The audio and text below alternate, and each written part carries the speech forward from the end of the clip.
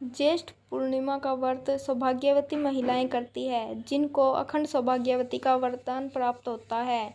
ज्येष्ठ पूर्णिमा व्रत कथा। पौराणिक व्रत कथा के अनुसार राजा अश्वपति के घर देवी सावित्री के अंश से पुत्री का जन्म हुआ, जिसका नाम महाराजा ने सावित्री रखा। पुत्री युवावस्था को प्राप्त हुई देखकर राजा ने मंत्रियों से सलाह की। इसके बाद राजा ने सावित्री से कहा कि उसके योग्य वर को देने का समय आ गया है। वह उसकी आत्मा के अनुरूप वर को नहीं पा रहा, इसलिए वह उसे पुत्री भेज रहा है ताकि वह स्वयं ही अपने योग्य वर ढूंढ ले।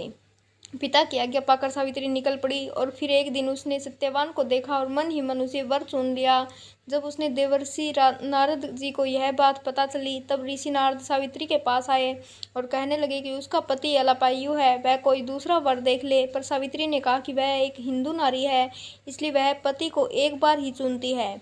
सावित्री की बात सभी ने स्वीकार की और फिर एक दिन उन दोनों का विवाह हो गया। एक दिन सत्यवान के सिर में अत्यधिक पीड़ा होने लगी। सावित्री ने वट वृक्ष के नीचे अपने गोद में पति के सिर को रख उसे लिटा दिया। उसी समय सावित्री ने देखा कि अनेक यमदूतों के साथ यमराज आ पहुंचे हैं, सत्यवान के शरीर को दक्षिण दिशा की ओर लेकर जा रहे हैं।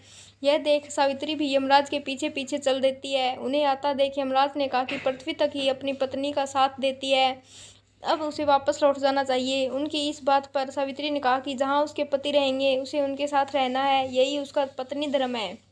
सावित्री के मुख से यह उत्तर सुनकर यमराज बहुत खुश हुए। उन्होंने सावित्री को वर मांगने को कहा और बोले कि वह उसे 3 वर देते हैं। वह कौन कौन से 3 वर हासिल करना चाहती है। तभी सावित्री ने सास ससुर के लिए नेत्र ज्योति मांगी, ससुर का खोया हुआ राज्य वापस लाना और अपने पति सत्यवान के पुत्रों की माँ बनने का वर मांगा।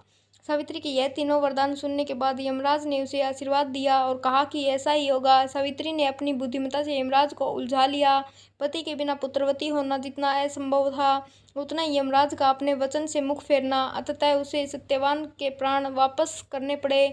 सावित्री उसी वट वृक्ष के पास लौट आई जहाँ सत्यवान मृत पड़ा था।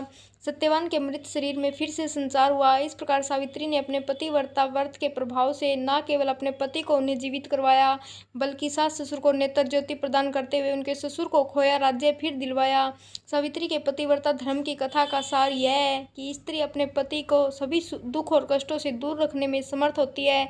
जिस प्रकार पतिव्रता धर्म के बल से ही सावित्री ने अपने पति सत्यवान को यमराज के बंधन से छुड़ा लिया था, इतना ही नहीं, खोया हुआ राज्य तथा अपने अंधे सास ससुर की नेत्र ज्योति भी वापस दिला दी।